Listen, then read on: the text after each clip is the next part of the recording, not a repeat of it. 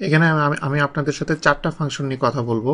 এখানে দেখেন hour, minute, second এবং টাইম, এই 4টা ফাংশন নিয়ে কথা বলবো।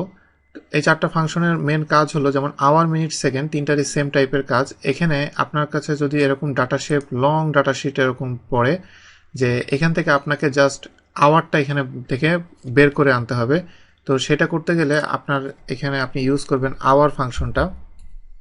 আওয়ার ফাংশনটা সিলেক্ট করার পর আমাকে জাস্ট টাইমটা সিলেক্ট করে দিতে হবে। টাইমটা সিলেক্ট করার পর আমি যদি এন্টার দিই, তাহলে এটা কত নম্বর আওয়ারে এই টাইমটা আছে সেই আওয়ারটা এখান থেকে সে গ্র্যাব করে আনবে, এনে ওই নাম্বারটা আমার এখানে শো করবে।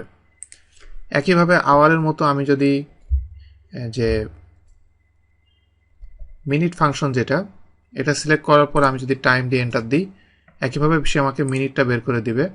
এবং একইভাবে আমি যদি সেকেন্ড চাই,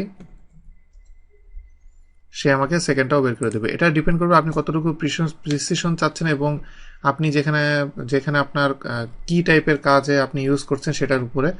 তো এখানে আমি আওয়ার, মিনিট এবং সেকেন্ড, এইভাবে আমি এই ধরনের ডাটার ক্ষেত্রে, টাইমের এই লং ডাটার ক্ষেত্রে, এখানে যদি অনেক অল্প আপনার লং ডাটার ক্ষেত্রে আপনি খুব সহজেই এই ফাংশন দিয়ে আপনি এইগুলোকে আলাদা আলাদা আওয়ার, মিনিট এবং সেকেন্ডে টুকরা টুকরা করে ভাগ করে ফেলতে পারবেন।